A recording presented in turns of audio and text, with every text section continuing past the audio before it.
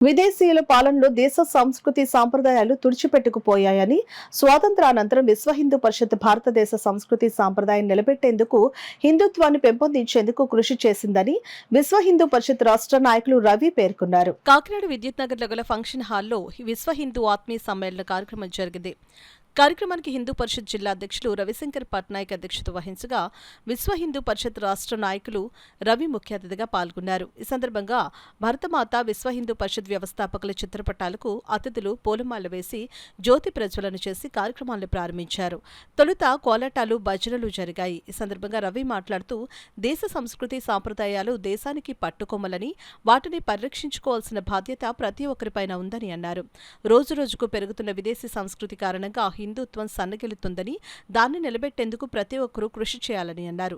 ఈ కార్యక్రమంలో విభాగ సంఘటన కార్యదర్శి గోవిందు, ప్రాంత కార్యదర్శి తనికెళ్ల సత్య రవికుమార్, మాలతీదేవి, బిక్కిన రాజు, భారతీదేవి, శ్రీకృష్ణవాణి, రెడ్నం రాజా, ఉదయ భానోజీరావు, రాజరాజేశ్వర రుద్రశర్మ, బాలత్రిపుర సుందరి, నాగమణి, గోవిందు, పెద్ద సంఖ్యలో హిందూ బంధువులు, మహిళలు, చిన్నారులు పాల్గొన్నారు.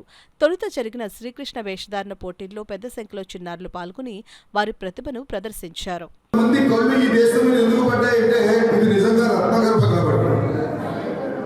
ప్రపంచంలో అనేక దేశాలు ఉన్నాయి. ఏ దేశమైనా బానిసత్వంలోకి వెళితే 20 నుంచి 40 సంవత్సరాల్లో ఆ దేశం శాశ్వతంగా తన జాతీయతను కోల్పోయింది. ఆ దేశ పౌరులు ఆ దేశంపై తమ యొక్క ఆధిపత్యాన్ని శాశ్వతంగా కోల్పోయారు. అనేక సంస్కృతులు కాలగర్భంలో కలిసిపోయాయి.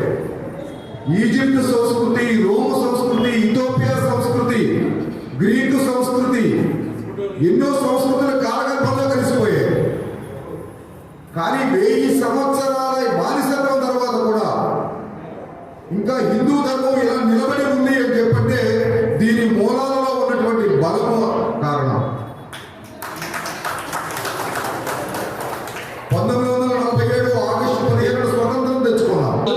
మన విద్యాదానం పాటు చేశారు. మన హిందూ ధర్మాన్ని ఎలాగ నాశనం చేయాలనే ఉద్దేశంతో మన పాఠశాలలో పాటు చేశారు.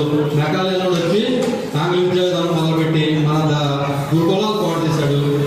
మన విద్యాలయం పాటు చేస్తేనే హిందూ ధర్మం నశిస్తుంది అన్న ఒక అవగాహన వాళ్ళు ఏర్పరచుకుని మన ధర్మాన్ని నశింపజేయడానికి వాళ్ళు కూరుకున్నారు. అలాగే ఇప్పటికి గురుకులాలు అప్పటికి లక్షల మీద గురుకులాల వల్ల ఇప్పుడు వేల సంఖ్యలోకి వచ్చేసింది. మన ధర్మాన్ని మనం నాశనం చేయడం కారణం ఏంటంటే మనలో కట్టుబాటు లేకపోవడం, సంఘటన కాకపోవడం, నాకెందుకులే అన్న భావన, బయటికి రాలేకపోవడం, మనం గడప దాటి బయటికి రావాలి. ఏదో జరుగుతుంది మనకెందుకులే, నాకెందుకులే అని పంచాక్షరంతో అలవాటు పోయింది మనకి. నాకెందుకులే ఇంకా యొక్క బిల్డింగ్ నిర్మాణం జరగాలని కోరుతున్నాం. అలాగే మన జిల్లా మీటింగ్లో అన్ని బిల్డింగ్ కూడా మన విశ్వ పరిస్థితి సొంత బిల్డింగ్లో జరగాలని నా ఆకాంక్ష. మరియు మన పత్తిపాడు అంటే ఇక్కడికి కాకినాడకి 35 కిలోమీటర్ల దూరంలో పత్తిపాడు అనే గ్రామం ఉందండి. అక్కడ మా గురువర్యులు, గౌరవనీయులు వ్యవస్థాపక అధ్యక్షులు గల్లా సుబ్బారావు గారు, ఆయన జీతం పెన్షన్ 16 లక్షలు వస్తే 14 లక్షల